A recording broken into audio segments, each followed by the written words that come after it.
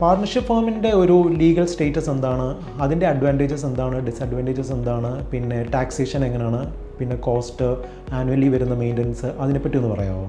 നമ്മളിനി പാർട്ണർഷിപ്പ് ഫേമിനെ കുറിച്ച് പറയുകയാണെങ്കിൽ, ഒന്നിൽ അധികം സംരംഭകർ അല്ലെങ്കിൽ രണ്ടുപേര് പങ്കുചേർന്ന്, രണ്ടോ അതിൽ കൂടുതലോ ആവാം, ഒരു ടീമായിട്ട് നമ്മളൊരു ബിസിനസ് തുടങ്ങാനാണ് ഉദ്ദേശിക്കുന്നതെങ്കിൽ അത് ഏറ്റവും ചിലവ് കുറഞ്ഞ രീതിയിൽ വളരെ ലളിതമായ രീതിയിൽ നമുക്ക് ചെയ്യാൻ പറ്റുന്ന ഒരു സംഭവമാണ് പാർട്ണർഷിപ്പ് ഫേം എന്ന് പറയുന്നത്. പാർട്ണർഷിപ്പ് ഫേമിനെ സംബന്ധിച്ചിടത്തോളം അതിൻ്റെ രജിസ്ട്രേഷൻ നമുക്ക് മാൻഡേറ്ററി അല്ല. എന്നാൽ അത് ഒരു എഗ്രിമെൻ്റ് ആക്കുന്നത് എപ്പോഴും നന്നായിരിക്കും. പാർട്ണർഷിപ്പിൻ്റെ നിയമത്തിൽ പറയുന്നത് എഗ്രിമെൻ്റ് വേണമെന്ന് പോലും പറയുന്നില്ല, വെർബലി ആണെങ്കിലും മതി എന്നാണ് പറയുന്നത്. പക്ഷേ ആ ഒരു കാലഘട്ടമൊക്കെയും കഴിഞ്ഞു. ഇപ്പോഴത്തെ കാലത്ത് നമുക്ക് പാൻ കാർഡിന് അപ്ലൈ ചെയ്യണമെങ്കിൽ എന്തെങ്കിലും ഒരു ഡോക്യുമെൻ്റ് വേണം. അപ്പം പാർട്ണർഷിപ്പ് ഡീഡ് എന്ന് പറഞ്ഞൊരു ഡോക്യുമെൻ്റ് അതിപ്പോൾ നമ്മൾ കേരളത്തിലാണ് രജിസ്റ്റർ ചെയ്യുന്നതെങ്കിൽ ഇപ്പോഴത്തെ ഒരു ഇതനുസരിച്ച് നമ്മൾ 5000 രൂപയുടെ സ്റ്റാമ്പ് പേപ്പറിലായിരിക്കും ഈ പാർട്ണർഷിപ്പ് ഡീഡ് എക്സിക്യൂട്ട് ചെയ്യുന്നത്. അതിനകത്ത് നമ്മൾ എത്ര പാർട്ട്നേഴ്സ് ഉണ്ടോ, ഈ പാർട്ട്നേഴ്സ് എല്ലാവരും കൂടെ ചേർന്ന് എന്തൊക്കെയാണ് അതിനകത്തെ മാനദണ്ഡങ്ങൾ, അവരുടെ ടേംസ് ആൻഡ് കണ്ടീഷൻസ് എങ്ങനെയാണ്, പ്രോഫിറ്റ് ഷെയറിംഗ് റേഷ്യോ അല്ലെങ്കിൽ ക്യാപിറ്റൽ എത്രയാണ് കോൺട്രിബ്യൂട്ട് ചെയ്യുന്നത്, ഈ പറയുന്ന കാര്യങ്ങളെല്ലാം വെച്ചുകൊണ്ടായിരിക്കും നമ്മളൊരു പാർട്ണർഷിപ്പ് ഡീഡ് നമ്മൾ പ്രിപ്പയർ ചെയ്യുന്നത്. ഈ പാർട്ണർഷിപ്പ് ഡീഡ് പ്രിപ്പയർ ചെയ്ത് ആ ഡീഡ് എക്സിക്യൂട്ട് ചെയ്ത് 2 വിറ്റ്നസ്സും ചെയ്ത് കഴിഞ്ഞാൽ ഇത് വാലിഡായി. എന്നാണോ നമ്മൾ ഈ പാർട്ണർഷിപ്പ് ഡീഡ് നമ്മൾ എക്സിക്യൂട്ട് ചെയ്തത്, അതായിരിക്കും അതിൻ്റെ രജിസ്ട്രേഷൻ, അല്ലെങ്കിൽ ആ രജിസ്ട്രേഷൻ എന്ന് പറയാൻ പറ്റില്ല, ആ ഫോർമേഷൻ ഡേറ്റ് ആയിട്ട് നമുക്കതിനെ കണക്കാക്കാൻ പറ്റുന്നത്. പാർട്ണർഷിപ്പ് ഫേമിൻ്റെ ലീഗൽ സ്റ്റേറ്റസ് എങ്ങനെയാണ്? അതെന്ന് പറഞ്ഞാൽ ഒരു ഇൻഡിവിജ്വൽ ആണോ അതോ ഒരു എൻറ്റിറ്റി ആയിട്ടാണോ കൺസിഡർ ചെയ്തിരിക്കുന്നത്, എങ്ങനെയാണ്? പാർട്ണർഷിപ്പ് ഫേമിൻ്റെ ലീഗൽ സ്റ്റാറ്റസിനെ കുറിച്ച് പറയുകയാണെങ്കിൽ അതൊരു സെപ്പറേറ്റ് എൻറ്റിറ്റി തന്നെയാണ്. കാരണം എന്താണെന്ന് വെച്ച് കഴിഞ്ഞാൽ നമ്മൾ ഈ പാർട്ണർഷിപ്പ് ഡീഡ് എക്സിക്യൂട്ട് ചെയ്ത് കഴിയുമ്പോൾ നമ്മൾ ആ ഡീഡും വെച്ച് നമ്മൾ പാർട്ണർഷിപ്പിൻ്റെ പേരിൽ ഒരു പാൻ കാർഡിന് അപ്ലൈ ചെയ്യുന്നുണ്ട്. ഒരു പ്രൊപ്പറേറ്ററിൻ്റെ കേസിലേക്ക് വരുവാണെങ്കിൽ ആ വ്യക്തിയുടെ പാൻ കാർഡാണ് അവിടെ യൂസ് ചെയ്തിരുന്നത്. ഈ പാർട്ണർഷിപ്പിൻ്റെ കേസിലേക്ക് വരുമ്പോൾ നമ്മൾ പാർട്ണർഷിപ്പ് ഫേമിന് നമ്മളൊരു പാൻ കാർഡ് അപ്ലൈ ചെയ്യും. സെപ്പറേറ്റ് പാൻ കാർഡ് ആകുമ്പോൾ തന്നെ അതൊരു സെപ്പറേറ്റ് എൻറ്റിറ്റി ആയി. ആ പാൻ കാർഡും വെച്ചായിരിക്കും നമ്മൾ പിന്നെ പാർട്ണർഷിപ്പിന് ബാങ്ക് അക്കൗണ്ട് ഓപ്പൺ ചെയ്യുന്നതും ബാക്കി രജിസ്ട്രേഷൻസിനെല്ലാം നമ്മൾ അപ്ലൈ ചെയ്യുന്നത്. ഇനിയിപ്പം പാർട്ണർഷിപ്പ് ഫേമിൻ്റെ രജിസ്ട്രേഷനിലേക്ക് നമ്മൾ വന്നു കഴിഞ്ഞാൽ അത് മാൻഡേറ്ററി അല്ല, ബട്ട് സ്റ്റിൽ നമുക്ക് രജിസ്റ്റർ ചെയ്യാം. രജിസ്ട്രേഷൻ ഓപ്ഷണലാണ്. ഇപ്പം കേരളത്തിൽ ആണ് നമ്മൾ ഒരു പാർട്ണർഷിപ്പ് ഫോം ചെയ്യുന്നതെങ്കിൽ നമുക്ക് ട്രിവാൻഡ്രത്താണ് നമ്മുടെ രജിസ്ട്രാർ ഓഫ് ഫേംസ് വരുന്നത്. രജിസ്ട്രാർ ഓഫ് ഫേംസ് എന്ന് പറയുന്ന സ്റ്റേറ്റ് ഗവൺമെൻറ് കീഴിൽ വരുന്ന ഒരു അതോറിറ്റി ഉണ്ട്. ആ അതോറിറ്റിയാണ് പാർട്ണർഷിപ്പ് ഫേമിന് രജിസ്ട്രേഷൻ നമുക്ക് നൽകുന്നത്. അപ്പം ഈ ഡീഡ് എക്സിക്യൂട്ട് ചെയ്യുന്ന, ഇപ്പം ഞാൻ ഇന്നൊരു ഡീഡ് എക്സിക്യൂട്ട് ചെയ്തു എന്ന് നോക്കുക, അല്ലെങ്കിൽ ഇന്നൊരു പാർട്ണർഷിപ്പ് ഞാൻ ഫോം ചെയ്തു, എനിക്ക് ഇന്ന് തന്നെ അത് രജിസ്റ്റർ ചെയ്യണമെന്നില്ല. എപ്പോൾ വേണമെങ്കിലും, ഭാവിയിൽ എപ്പോൾ വേണമെങ്കിലും നമുക്ക് പാർട്ണർഷിപ്പ് രജിസ്റ്റർ ചെയ്യാം.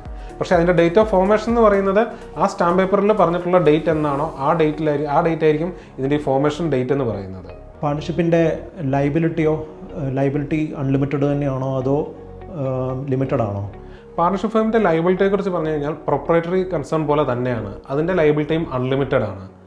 ഈ പാർട്ണർഷിപ്പ് ഫേമിന് എന്തെങ്കിലുമൊക്കെ ബാധ്യതകൾ വന്നു കഴിഞ്ഞാൽ ആ പാർട്ട്നേഴ്സ് അവരുടെ റേഷ്യോ എന്താണോ അവർ ഇൻഡിവിജ്വലി ആ പാർട്ണർഷിപ്പ് ഡീഡിൽ പറഞ്ഞിരിക്കുന്ന റേഷ്യോയിൽ ഈ ഫണ്ട് കൊണ്ടുവന്ന് ആ ലയബിലിറ്റീസ് എല്ലാം ഇൻഡിവിജ്വലി അത് സെറ്റിൽ ചെയ്യാൻ ഈ പാർട്ട്നേഴ്സ് ബാധ്യസ്ഥരാണ്.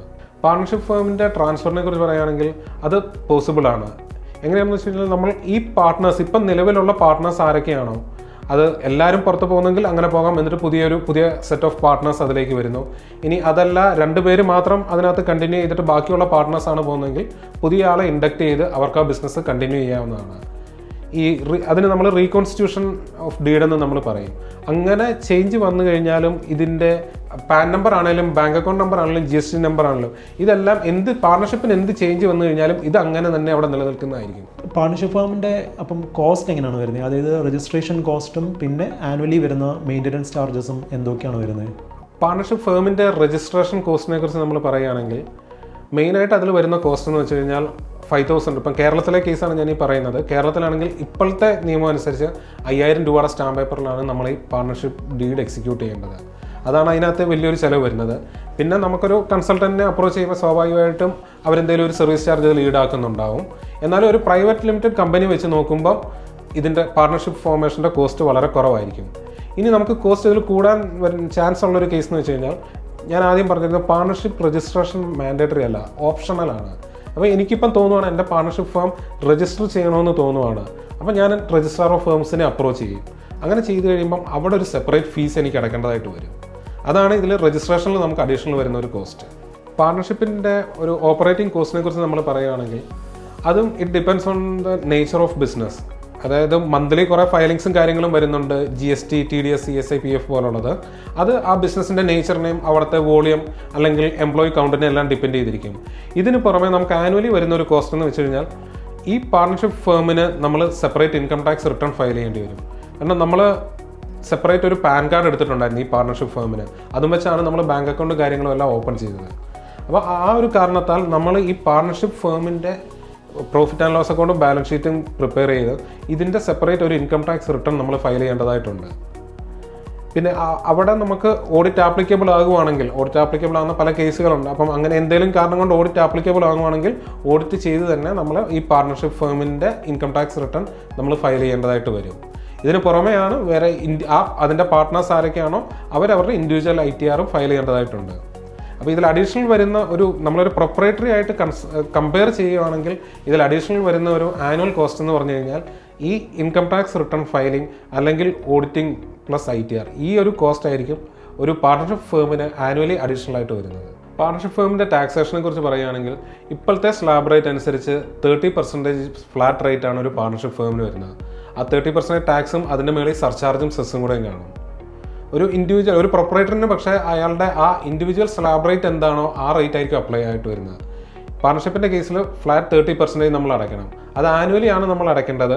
അത് നമ്മുടെ വിറ്റുവരവ് നോക്കിയിട്ട് നമ്മുടെ ലാഭം എത്രയാണോ ആ ലാഭം, അത് എത്ര ചെറിയ എമൗണ്ട് ആയിക്കോട്ടെ വലിയൊരു തുക ആയിക്കോട്ടെ, അതിന് 30% പ്ലസ് സർചാർജും ആ സെസ്സും അതെത്രയാണോ എന്ന് ആ എമൗണ്ട് നമ്മൾ ഇൻകം ടാക്സ് ആയിട്ട് അടയ്ക്കേണ്ടി വരും.